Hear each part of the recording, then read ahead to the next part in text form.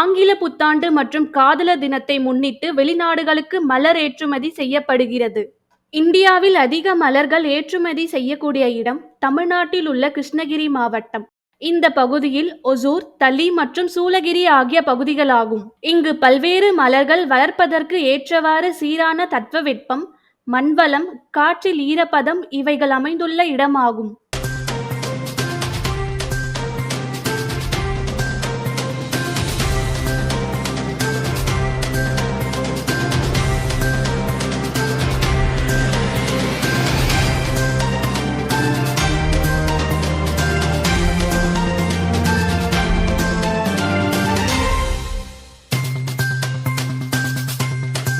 இந்த ஆண்டு கிருஷ்ணகிரி மாவட்டம் ஒசூர், கேலமங்கலம், சூளகிரி மற்றும் தளி ஆகிய வட்டங்களில் 150 ஏக்கர் பரப்பளவில் பசுமை குடியல் ரோஜா மலர்கள் சாகுபடி செய்யப்படுகிறது.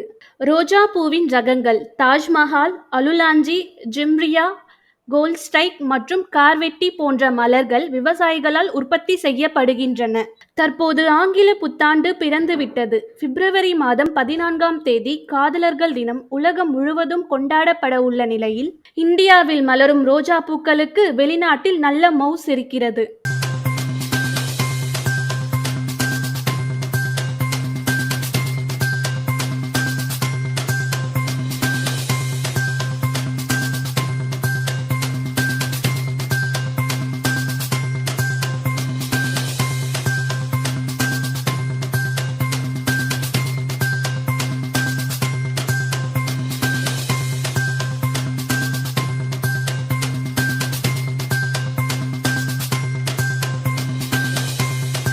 தமிழ்நாட்டில் இருந்து சிங்கப்பூர், மலேசியா, ஆஸ்திரேலியா, லண்டன் மற்றும் துபாய் போன்ற பெரிய நகரங்களுக்கு ஏற்றுமதி செய்யப்படுகிறது. மற்ற மாநிலங்களான கர்நாடகா, கேரளா, ஆந்திர பிரதேஷ், மகாராஷ்டிரா மற்றும் பிற மாநிலங்களுக்கும் அனுப்பி வைக்கப்படுகின்றன.